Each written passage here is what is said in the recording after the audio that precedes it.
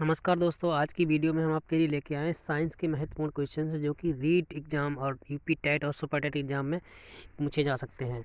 तो आइए शुरू करते हैं आज की वीडियो। फर्स्ट क्वेश्चन है, विद्युत प्रतिरोध की इकाई क्या होती है?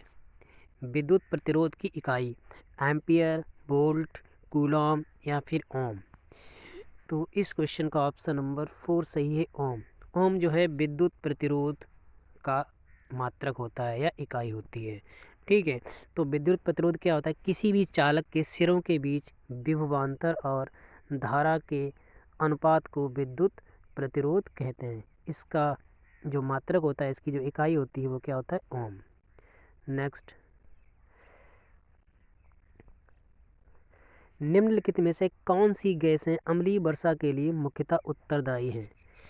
तो ऑक्सीजन और carbon monoxide, sulphur dioxide oxygen, sulphur dioxide और हाइड्रोजन सल्फाइड, और सल्फर डाइऑक्साइड और नाइट्रस डाइऑक्साइड। तो ऑप्शन नंबर 4 करेक्ट है। सल्फर डाइऑक्साइड और नाइट्रस डाइऑक्साइड जो होते हैं ये अम्लीय वर्षा के लिए उत्तरदायी होते हैं।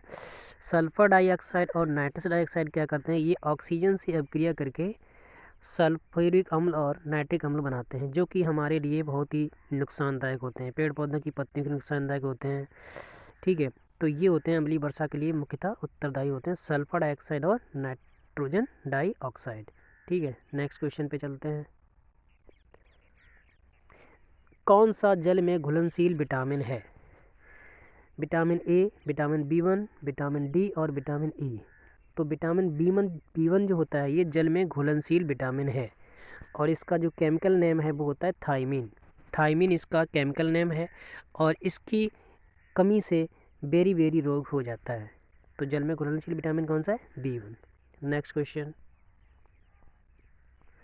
मनुष्य के शरीर का कठोरतम पदार्थ कौन सा है?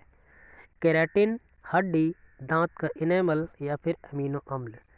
तो दांत का इनेमल जो होता है ये मनुष्य के शरीर का सबसे कठोरतम पदार्थ होता है। ये दांत के सफ़ेद भाग में पाया जाता है, ये सबसे कठोर भाग होता है।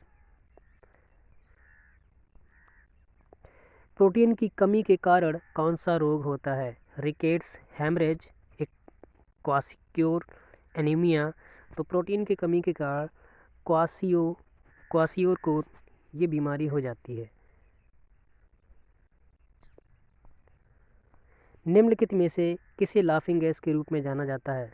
Carbon monoxide, methane, sulphur dioxide या नाइट्रोजन डाइऑक्साइड। तो नाइट्रस ऑक्साइड N2O, इसे बोलते हैं नाइट्रस ऑक्साइड, इसे लाफिंग गैस के नाम से भी जाना जाता है, N2O। निम्नलिखित में से किस रोग के बचाव के लिए DPT का टीका दिया जाता है?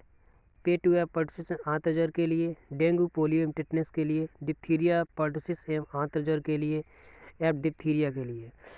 तो ये जो है ऑप्शन नंबर डी सही है, मतलब 4 सही है। डिप्थीरिया, पर्टसिस और टिटनेस के लिए ये जो है DPT का टीका दिया जाता है। ठीक है, नेक्स्ट क्वेश्चन, निम्नलिखित में से कौन से तत्व मानक दाब एवं कमरे के तापमान पर तरल द्रव होते हैं? हीलियम, ब्रोमीन, पारा और क्लोरीन। तो पारा Hg और ब्रोमीन Br, ये दोनों जो होते हैं कमरे के तापमान पर द्रव होते हैं। नेक्स्ट क्वेश्चन, शिशुओं में रोग को रोकने के लिए BCG का टीका दिया जाता है। किस रोग को रोकने के लिए BCG का टीका दिया जाता है? तो टीबी को रोकने के लिए, शिशुओं में टीबी को रोकने के लिए BCG का टीका दिया जाता है। नेक्स्ट, अति सूक्ष्म वस्तुओं के आवर्धन के लिए किस यंत्र का उपयोग किया जाता है? बहुत छोटी वस्तुओं को देखने के लिए माइक्रोस्कोप का यूज किया जाता है। माइक्रोस्कोप का उपयोग अति सूक्ष्म वस्तुओं के आवर्धन के लिए किया जाता है। नेक्स्ट, सूची 1 को सूची 2 के साथ सम्मिलित करें और सूचियों को नीचे दिए गए कूट में सही उत्तर चुनें। सूची 1 को सूची सम्मिलित करना है। सिट्रिक अम्ल, जो सिट्रिक अम्ल होता है ये किस में होता है? नींबू में होता है, सबको पता है। लैक्टिक अम्ल किस में होता है? दूध में होता है, सॉरी। तो डी का 3 है। देखो, ए का हो गया 2 नींबू में, सिट्रिक अम्ल नींबू। डी, लैक्टिक अम्ल किस में होता है? दूध में, 3। एसिटिक अम्ल C सिरका में होता है, C4। ठीक है, अब बचा क्या बी, तो बी किसके साथ आ जाएगा, मक्खन के साथ, B1। ठीक है, तो ये था मिलान। नेक्स्ट क्वेश्चन, कार्बन का कौन सा अपरूप दृढ़ एवं त्रिविमीय संरचना के रूप में होता है, ग्रेफाइट, क्लोरीन, हीरा, फुलेरिन, हीरा, काजल। तो जो हीरा होता है ये कार्बन का अपरूप और दृढ़ त्रिविमीय संरचना के रूप में होता है।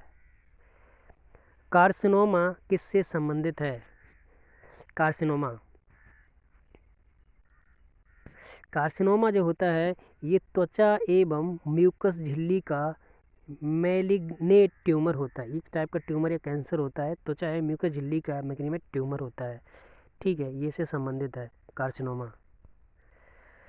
आवेश का एसआई मात्रक क्या है, आवेश जिसे क्यू से प्रदर्शित करते हैं और इसका एसआई मात्रक होता है कूलॉम।